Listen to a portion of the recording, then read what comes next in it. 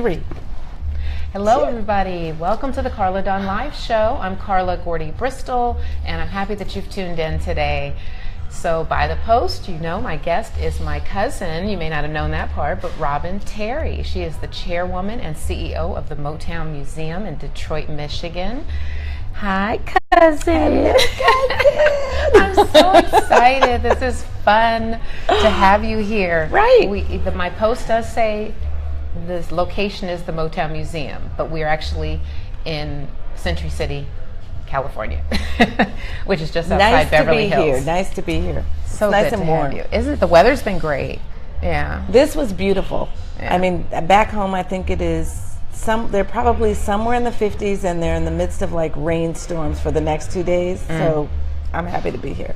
Oh my goodness. Well, hello. I see you out there. Hi. So happy to have you on, and we have so much that we can talk about the museum, what you're doing. But you know, this is feminism. Last year was feminism year. It's continuing this year. Women are doing even bigger things than ever before. They're being respected now more than they used to be in the business place. So I want to kind of go through what you've navigated in your life to get where you are. You're, CEO of this museum, which is a wonderful thing, but to carry on our family's legacy. And her grandmother is Esther Gordy Edwards, who founded the Motown Museum many years ago, and that's a lot to take on. And have a family and all that good stuff. So, What was I thinking? What were you? Yeah, so I know you did the traditional route. You go to school, you go to college, you do those kind of things. You got another job. You take on the family business. You thought you had a path there set. I did. God had another player. He had another player. He did. So you what's your degree in? I actually got my degree from Eastern Michigan University in telecommunication and film. I thought I was going into television. Okay. And here we are. I minored in communication, so public relations actually became my pathway. And I was a PR professional for 10 years. I think it's something you never give up.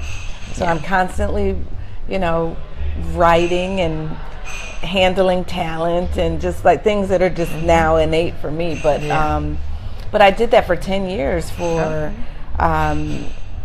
some national corporations like General Motors and then smaller, I worked for their agency, and then some smaller entities, but important, like the College for Creative Studies in Detroit, which produces most of our transportation design professionals today in the industry. That's great. And then ultimately I ended up switching gears and going to Focus Hope, which is a real humanitarian kind of nonprofit that infuses dignity in the lives of every person, no matter what their stage is in life, from folks who are homeless, who are grocery shopping, and they use carts like everybody else, even though their food is free, and training that they do. But anyways, so I ended up going to Focus Hope and doing fundraising.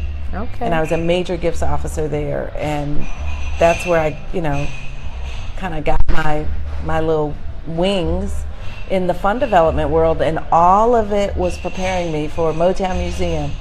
Who knew? Who knew?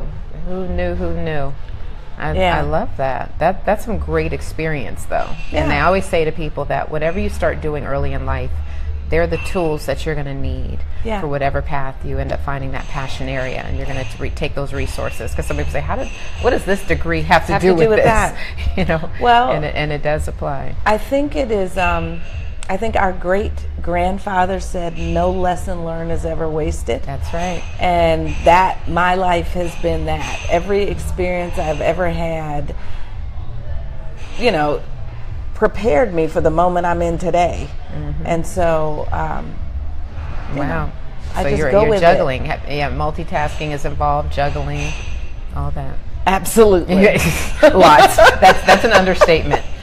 For the viewers, if you can hear everything okay and see everything clearly, please send me some hearts, just that give me that signal, because I always want to make sure you have the clearest most possible view of the show, and that really is helpful to me during the process.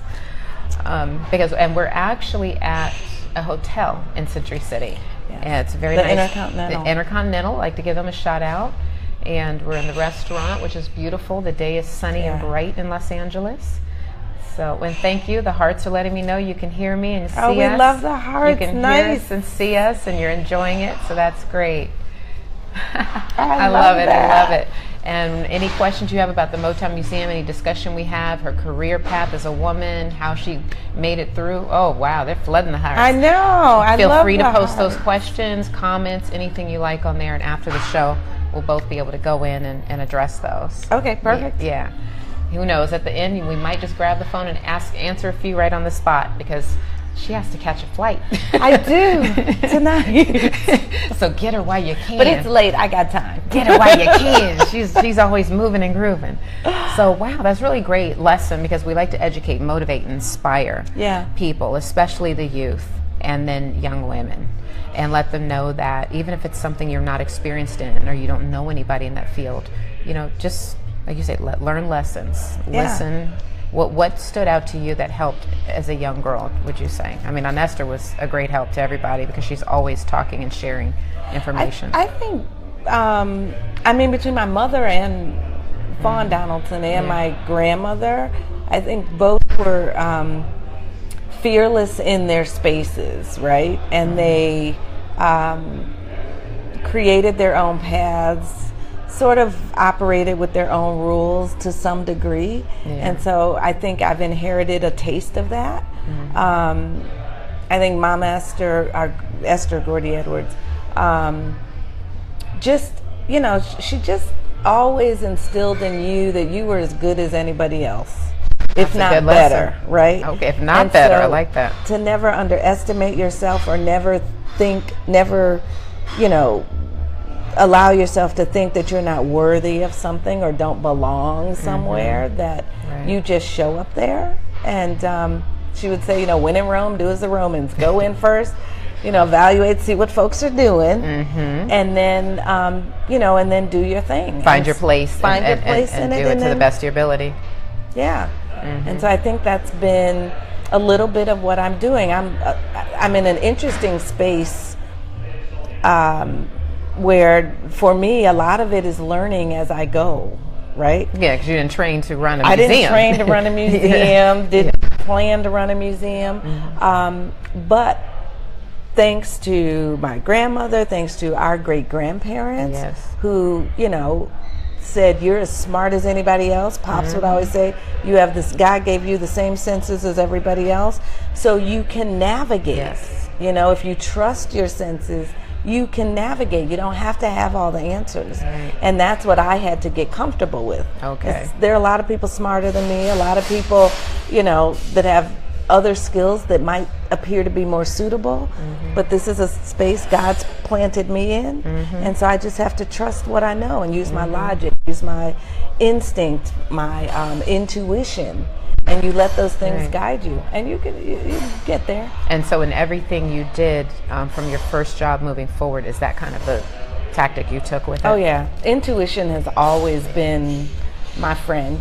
It's the friend of most women, for sure. I mean, it is. That's why we have it, right? It's when we don't listen to our intuition, we get in trouble, right? But you got to tune into it. It's there and present. You have to listen.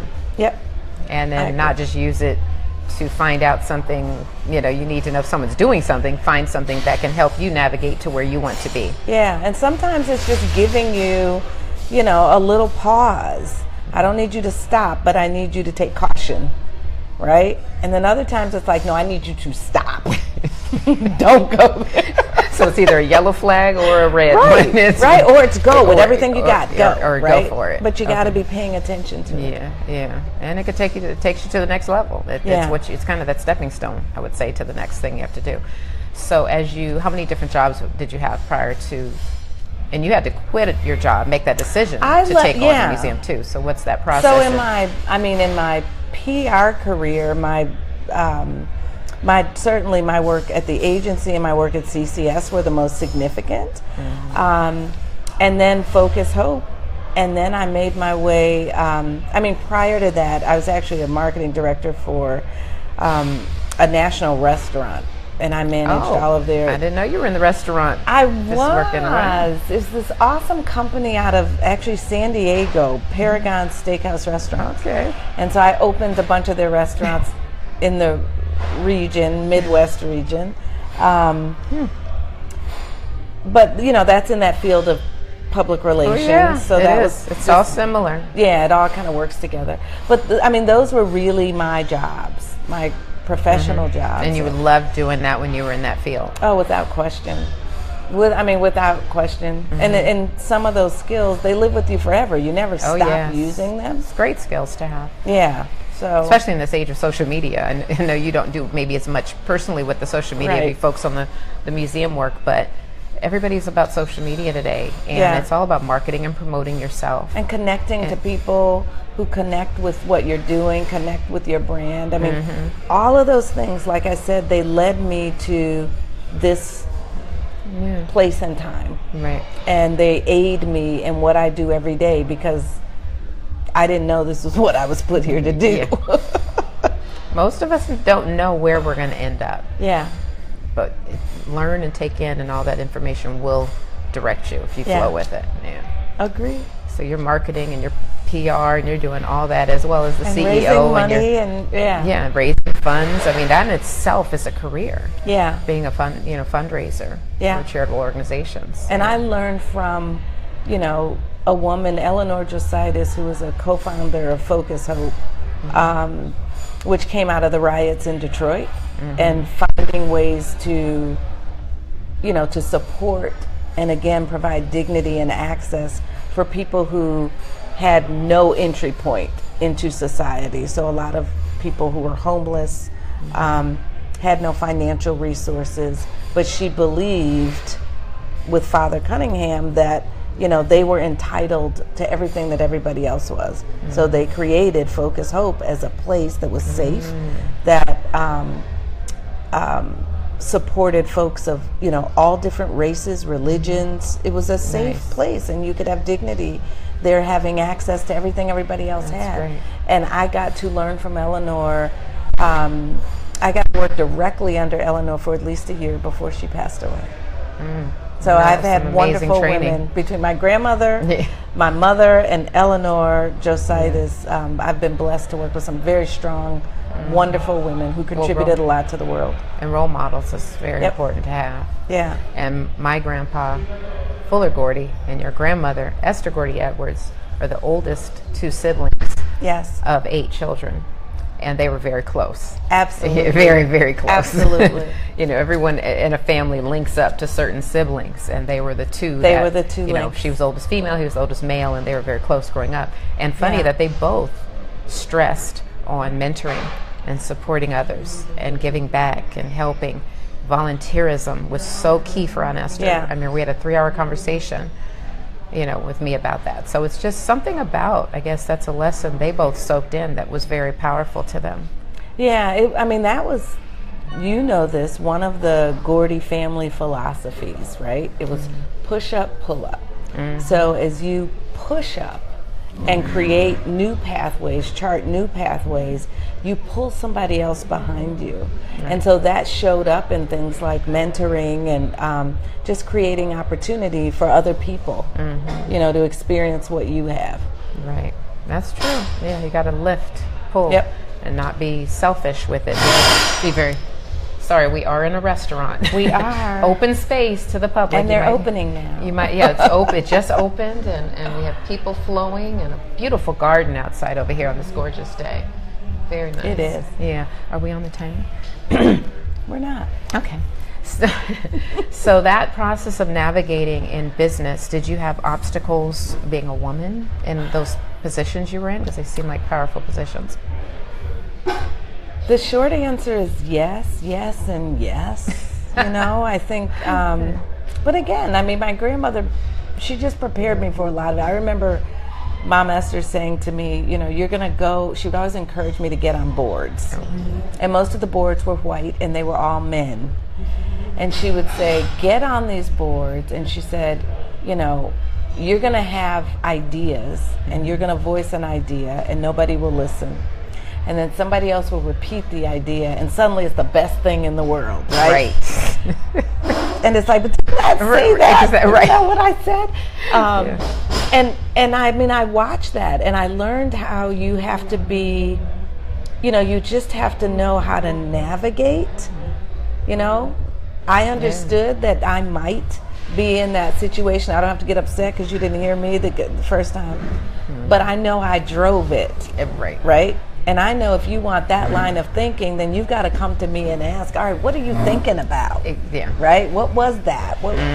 They need the breakdown of that idea. Yeah, so you allow people to come to you instead of forcing yourself on other people, when it's a systematic kind of thing. So, to have that self-satisfaction of what you've done, the contribution, and just let it organically happen, because it will come back. They'll come to you.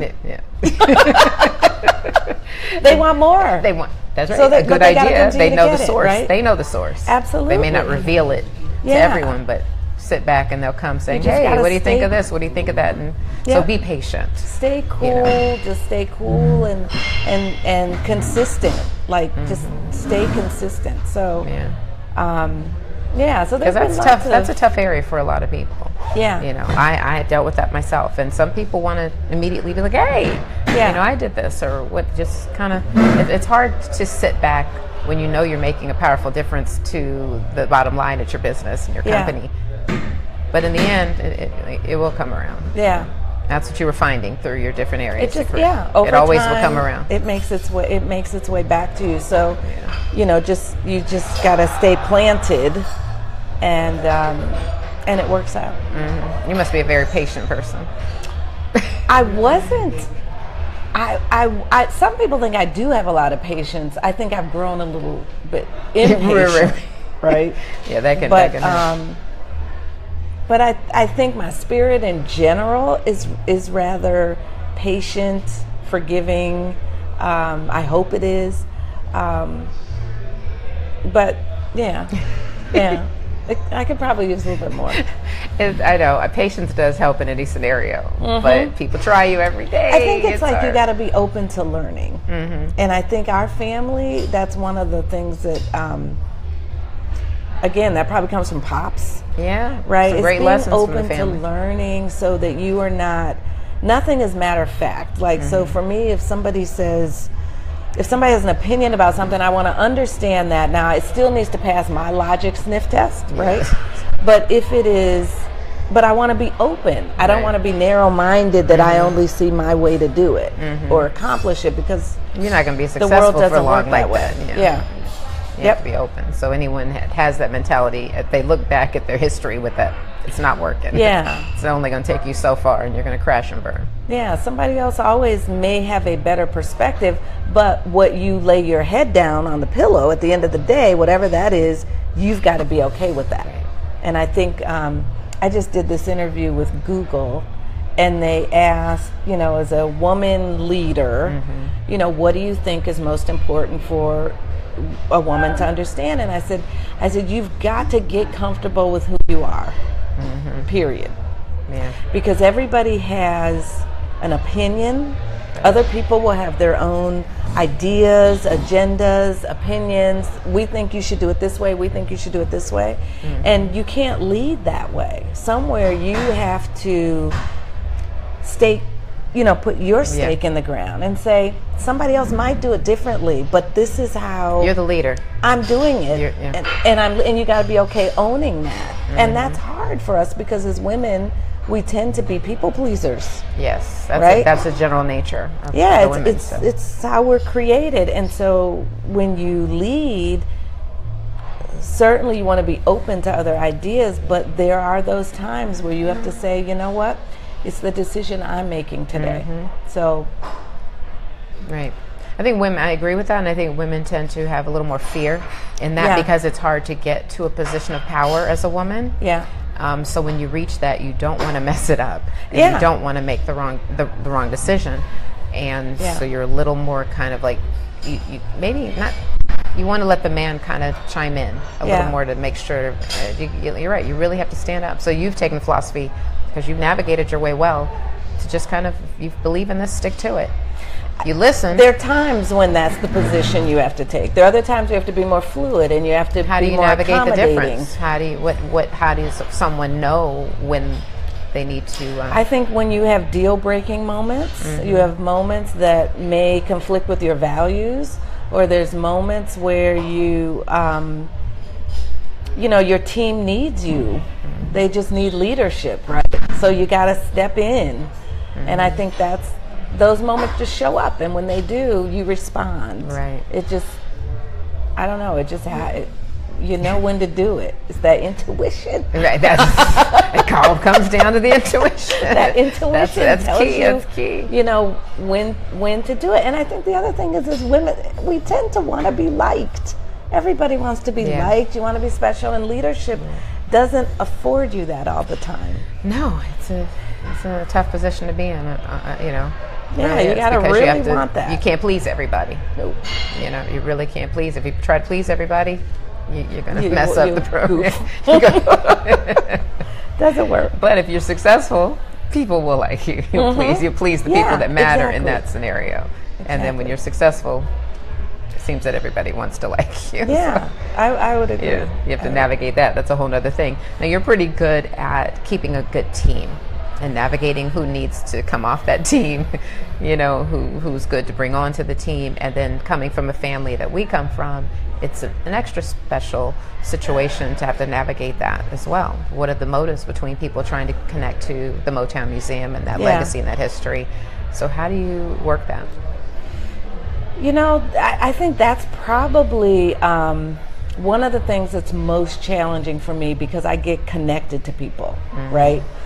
And I get connected to people, and I get invested in people, and I like people, right? So it's difficult for me to separate. And it's interesting. So I asked our uncle about a year ago. I said, "What's more important, loyalty or capability?" And he said, "Capability." Like quickly, immediately. And I didn't expect that. I expected him to say loyalty. Yeah, I would think so as well. He said capability. He said, you can make someone loyal, someone capable, you can make them loyal. If you pay them well, you take care of them, they will become loyal. But someone who lacks capability and is just loyal may not be able to help you get to the next level. I get it. And so, obviously with the museum, we are in a space of tremendous growth in a small window of time. And it requires a skill set that we didn't require 5 years ago. Right. And so it's been really difficult. You've had to change up your staff. Yeah, it's been difficult for me people who have been there and have been supportive and are like family, to have to pull out of that because we now require something different in this day. That has probably been one of the most challenging things for me, quite frankly. Yeah, I can really imagine that. Yeah. The growth process in a business does require staffing changes, and and you can't make things so personal. You do your best for so long, but in the end, especially when it's a financial issue, and the success of that brand, you have to make those changes. It's a delicate spot. That's what our uncle was saying to me. He said, the folks that were there for me in music, some of them did not have what I needed to go to television, or those folks didn't have what was needed to get to film, or those folks didn't have what was needed to get to Broadway.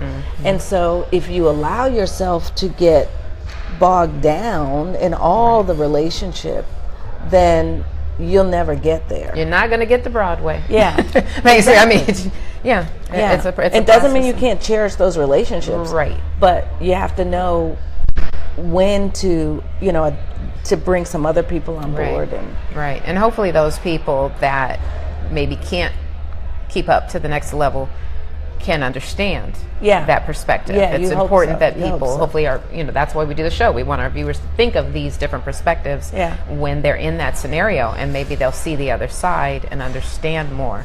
and they'll go find that place where they can be most effective and make a difference. Yeah. And that spot, or it may elevate them to do some things that can take them to the next Absolutely. level. People, I think they can. If people, you have to be proactive and make it happen. Yeah.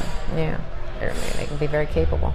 Well, that's some great, powerful information. So let's get into the museum itself and the work there.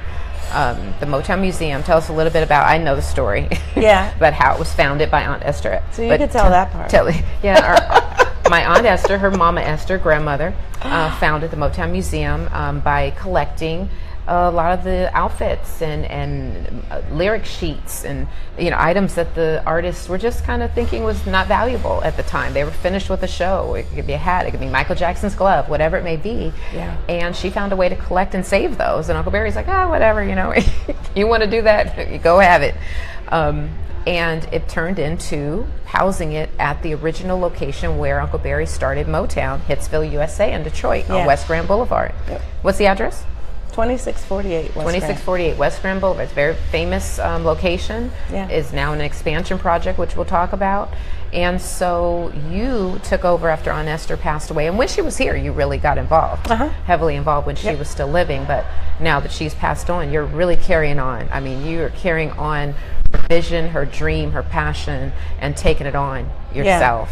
To forego some of your own personal happy, as we talked about those. I don't want to depress her on the show, but you were really successful. My moment in the sunset. And I'm only I'm only saying it to say to people, sometimes you're on a path that's successful and you're happy and it's great. But family is important too, and the hard work that one of your family members does that you love so much, you don't want to see it end, because it could have just stopped when she passed and been over, or someone else could have taken it over that may not have been able to sustain it to this level, and there would not today be a Motown Museum. Maybe it would have. I'm not trying to say no one else could do it, but you decided, and it was a tough decision, to have to say, okay, I'm successful over here, I'm making good money, I'm really doing well in something I love. But what made you finally decide, if you can share, you had to grapple with that and to say, okay, I'm doing this for what reason? So, there was so much you just said. What made you give up the career? So what made me do that? So I would do anything for my grandmother. I mean, that's really the bottom line. My grandmother, I lost my mother to breast cancer when I was 15. My grandmother was 39. I then was fortunate to be raised by both of my grandmothers, but I lived with Mama Esther. And her mother, Fawn, was amazing. She was awesome. Like, it didn't get any better than that. That was like the cream of the crop. And so I owed a lot to my grandmother, and I loved my grandmother. She became like a second mother to me, because she raised me for that second half of my life, saw me get married, have children, all that kind of stuff. Right. So when the time came where she needed my support, then there wasn't another option. I mean, it really wasn't anything to think about. She was not in a position to be able to continue her business, which I knew meant a lot to her. Right. And even caring for her other affairs, it wasn't a thought. Like, I just did it. Yeah, because you had to take care of her as well at a point, and the museum. It was a lot going on at a point. It was a lot, but but I would do it again. And but what's interesting, and this is like a point for your viewers and listeners, there came a point, we're on an expansion journey to raise $50 million and expand Motown Museum, but there came a point where I was working so hard, and I remember sitting in church, and literally the reason I was doing it was because it was my grandmother's vision. And I just wanted to see it happen for her legacy, right? It really had nothing to do with me. I wanted to see it happen for her legacy, because she thought the story of Motown was so important that the future generations needed to know it. And so she protected that little house fiercely, right? Like, fiercely. So the least I could do was keep doing that, right? So when this idea of expanding that, and really creating this world-class institution happened, I took it on, totally thinking about my grandmother and what she would want. And I'm sitting in church one day, and I was like, God, look, I said, you got to give me my own reason to fight for this. Yeah. I'm not going to make it to the end on somebody else's vision. That's powerful. And I was doing it for her, not for myself, not for something I believed, but I was doing it for my grandmother. And I'm sitting there in the pew, and I kid you not, it dropped in my spirit. Imagine the world without it. And I sat there and I imagined Detroit without Motown. Yeah. And I was like, whoa, like those inner city kids have nothing to look up to say, they looked like me, they did it, I can do it. I imagined this country without it. Yeah. And I thought, the country won't understand the power of what one man can do, right? With support of family but like, where does that show up? Where does the contributions of Black, brown, color people show up? Yeah. There are very few examples of that in our country. And then I looked at the global landscape and I said, if you didn't have that example, we'd be a very different planet. Absolutely. And that became my inspiration. Because it became I said, your passion. then I could own that. Yeah. I could own that. I'm like, okay, bet. I can wake up every day. Yeah. I can work as many hours as I need to. I can hustle. I can, press, because that just couldn't happen, right? So now I had something to fight for. That's fantastic. Wow. Yeah. So find your own passion. Yeah, you your got to own find drive. your own reason to fight. It's okay to follow, help others, love others, be sentimental, but that can't drive your life. Yeah. Yeah. You've got to find your own reason to I fight. agree. And all my intentions were good. My grandmother's legacy, we wouldn't be here, wouldn't be having the conversation. That's right. But I did have to find my why in it. Right, because it's not an easy job.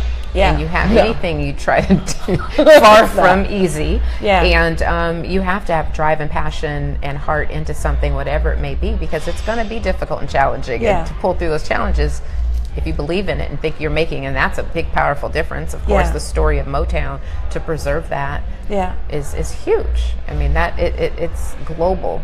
Yeah, and It some really days is I'm global. stronger than other days. I mean, I have days where I'm like, oh, I don't think I can do this. But then I just keep that why in front of me. And then, tomorrow I might be a little bit stronger. And I can come out a little bit harder, right?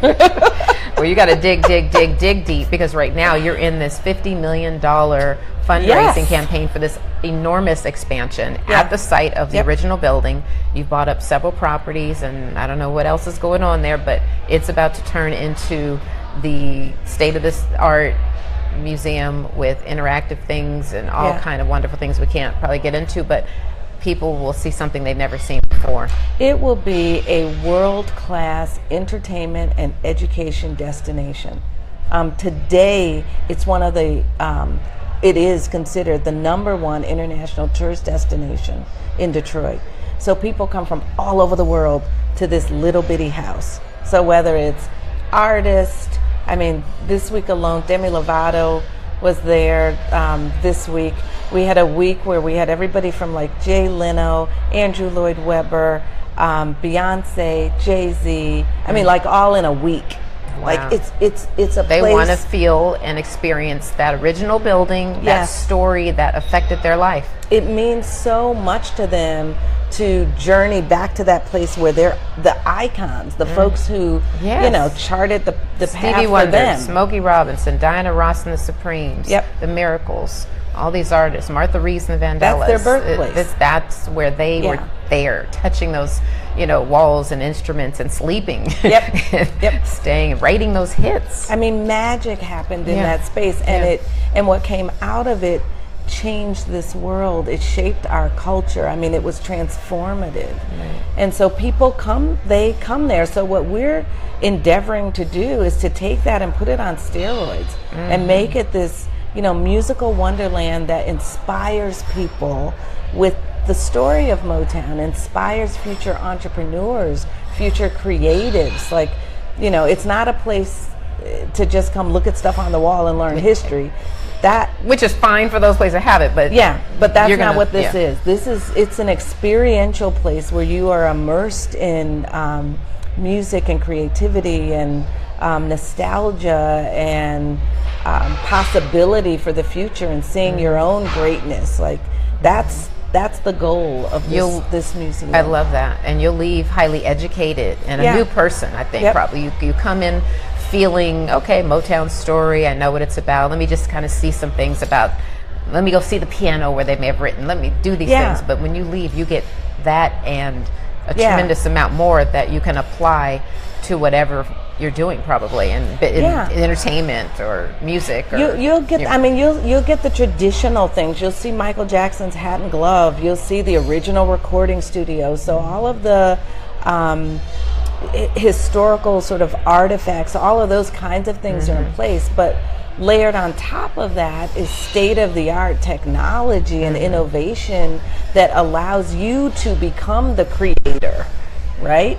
And in doing so allows you to see the possibility in you.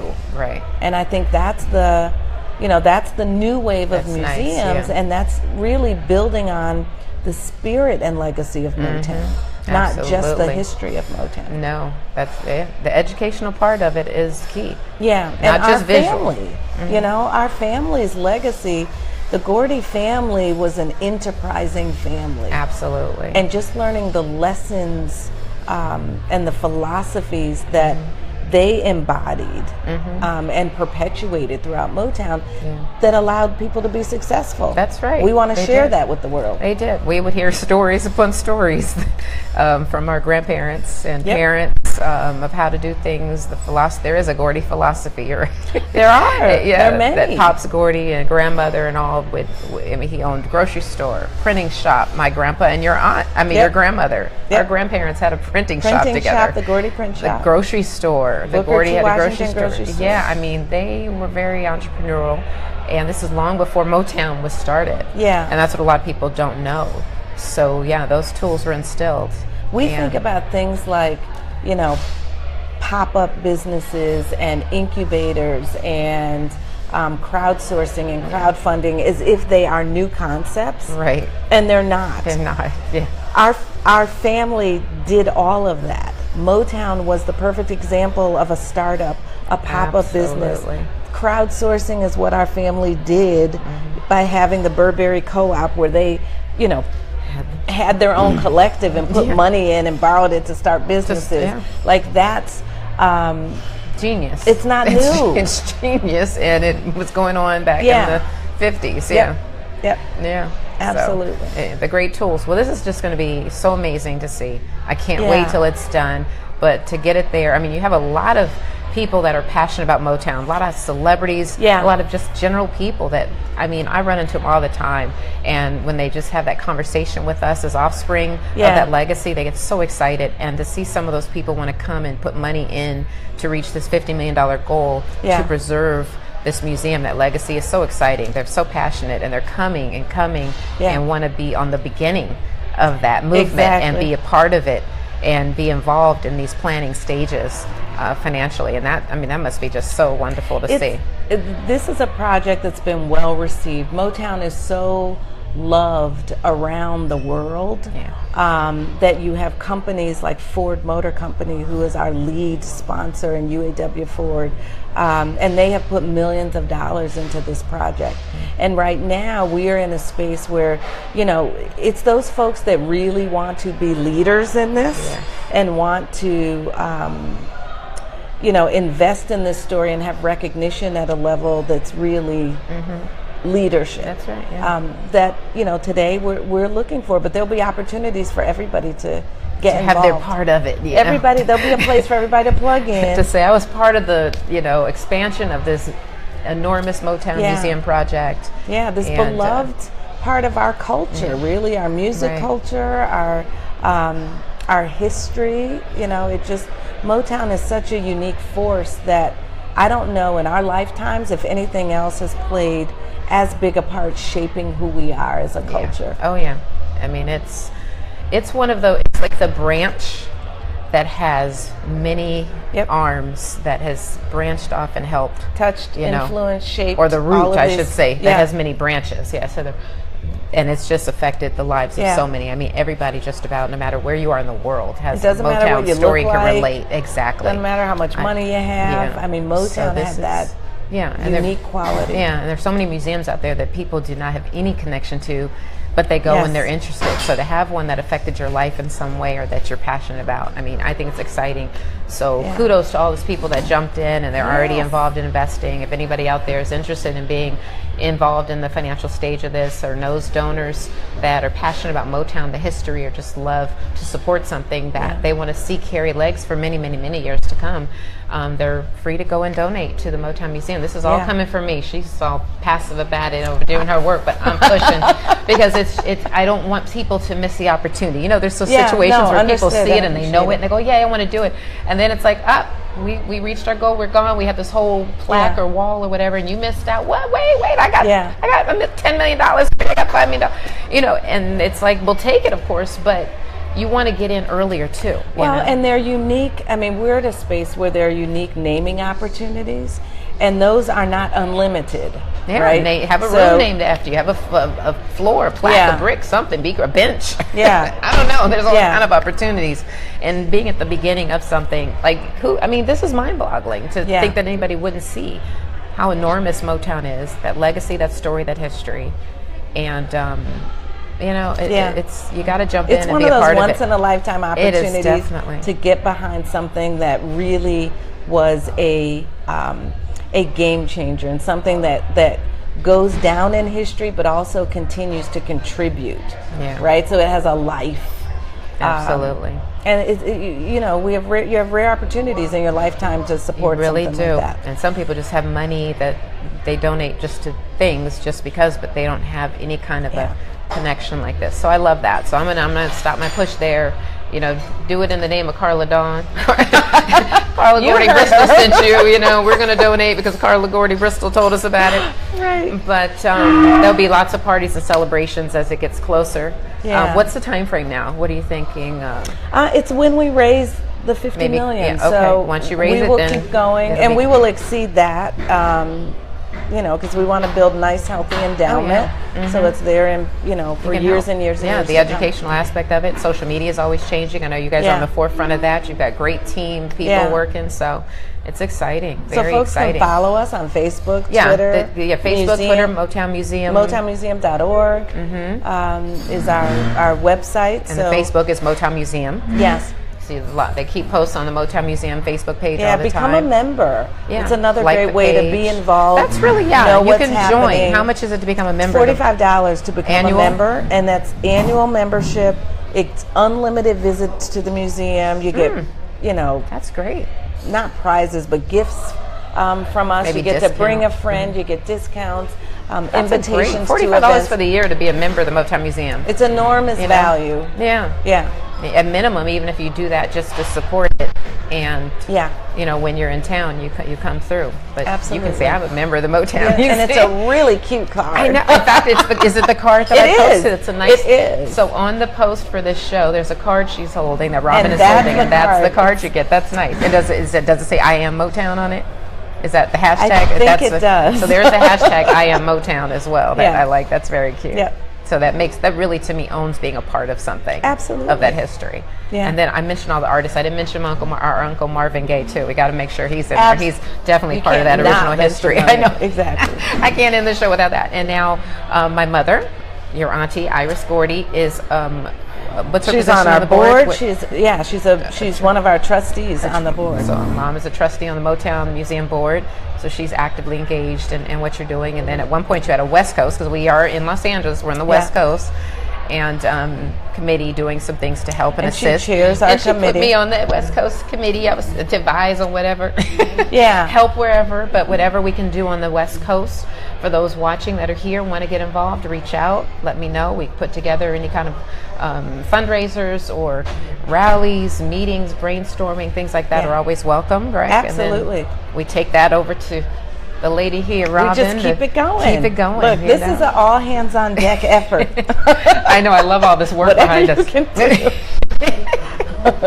That's how big projects are, though. This is a massive project. Yeah. So when you have a massive project, no matter what it is, it takes all hands on deck. Yeah. But I see why you are carrying this legacy on for your grandma, Aunt Esther, because you definitely set the tools. She watched you and was so proud of you in your work when you were doing your own thing. and I know she was probably eyeballing wanting you over there so bad full time, and she finally finagled and made it happen. And so you left her, allowed her to go peacefully on, knowing that it was in great hands. Yeah. And then Alicia, your sister, is on the board. I have as two well. great sisters. Yeah. So Alicia Bridgers, who is on our board, and then Gwen, our younger sister, who lives in Vegas, who is supportive in her own way. But we all carry on the legacy of our grandmother. That's right. So I just want to make sure we shout them out too, because we're a strong family, a close family. Yes. Very supportive family. And shout out to Rhonda Ross, our cousin there, who has a program. Talk a little bit about the program before we go about that she does. Rhonda is part of our speaks. summer camp. We have Motown EDU summer camp, which is for performing arts kids, and it really teaches them to think about and consider entrepreneurship. So they do a lot of branding work and understanding, how to own their talent and not just be somebody to be discovered, right? But to own who they are. And she does a phenomenal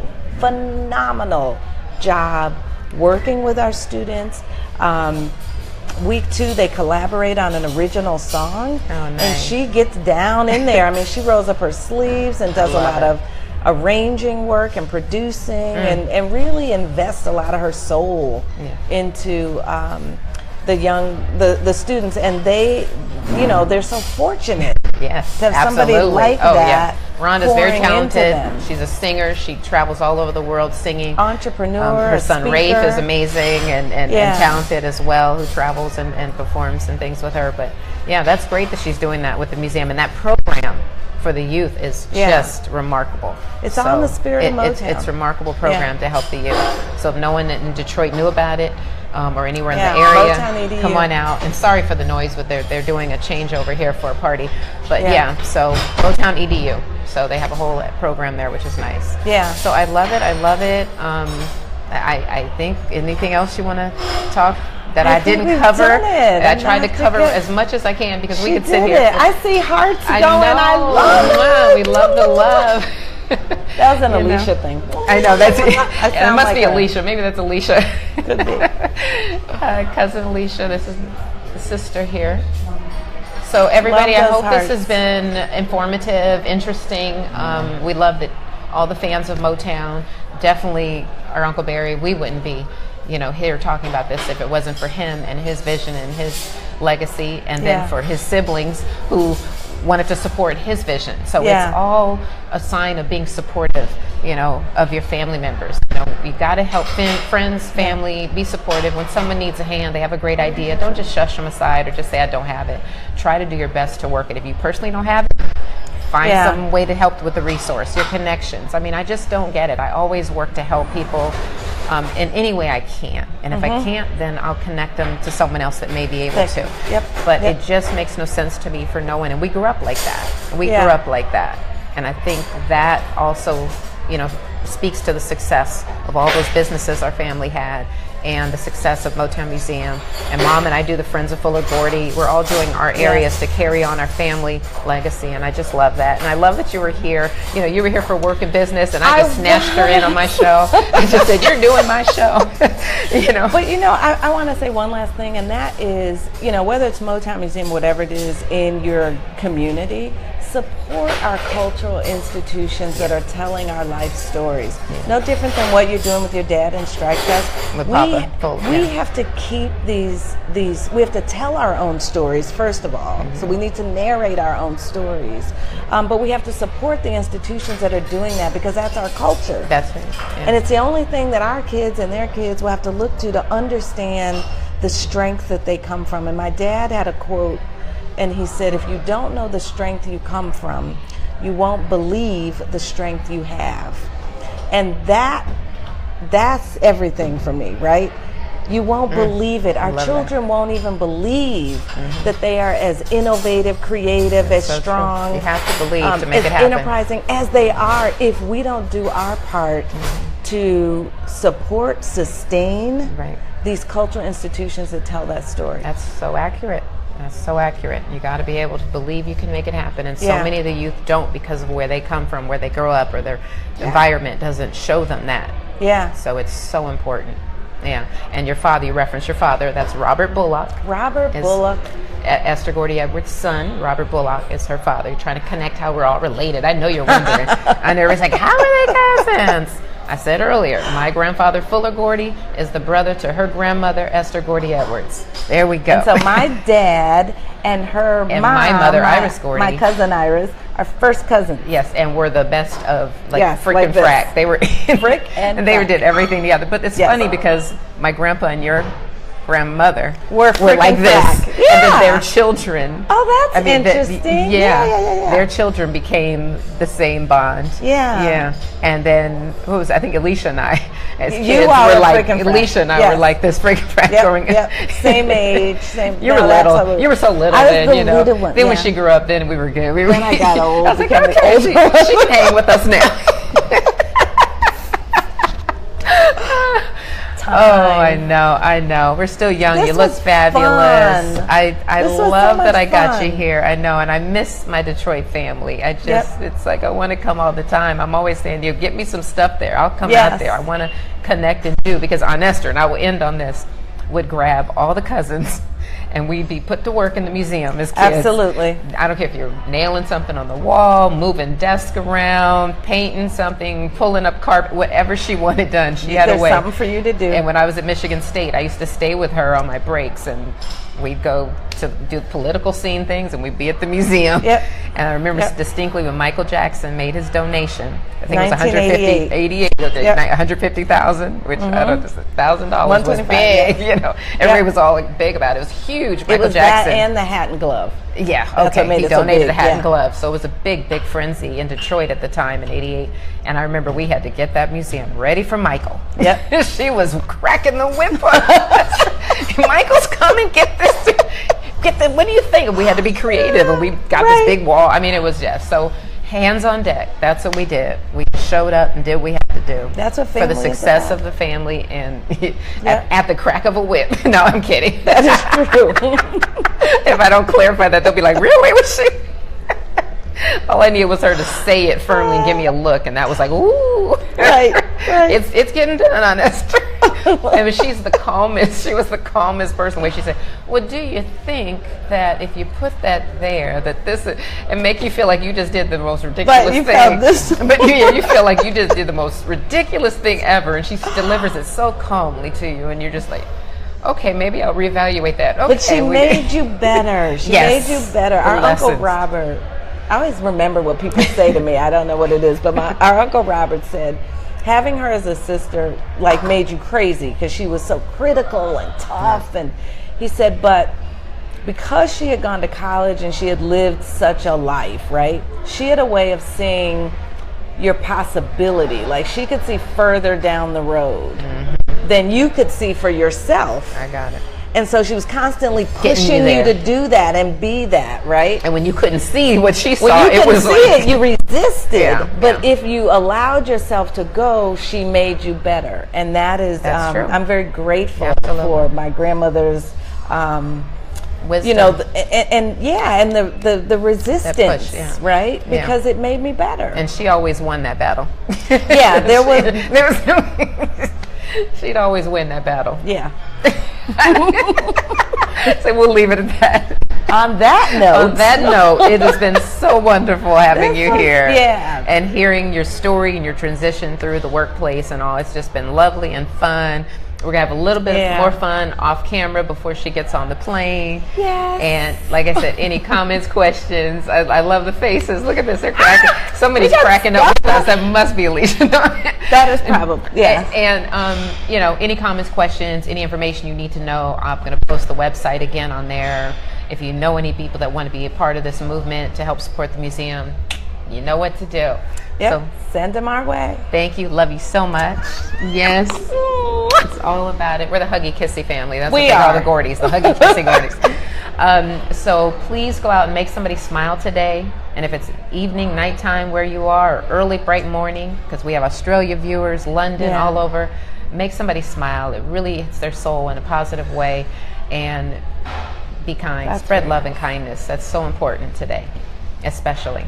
Thank you for watching Karla Dawn Live. I will see you next Wednesday at 5:30. I've got some great guests coming up, not as great as this one here, but they're great subject matters. I always look to inspire, educate, and motivate my audience, and have fun, entertain, right? That's it. We've had some fun. And cousin, I'm so proud of you and just what you're doing with your show and being such a powerful example and a game changer. I mean, you're educating people and bringing new information forward. So I just wanted to say that for the record. Thank you. I'm really proud Thank of you so much. Yep. I appreciate that. Well, we're going to go head over there. Got a little reception going on. Yep. And we're going to join that. And thank you again, everybody. Bye-bye. So come with me.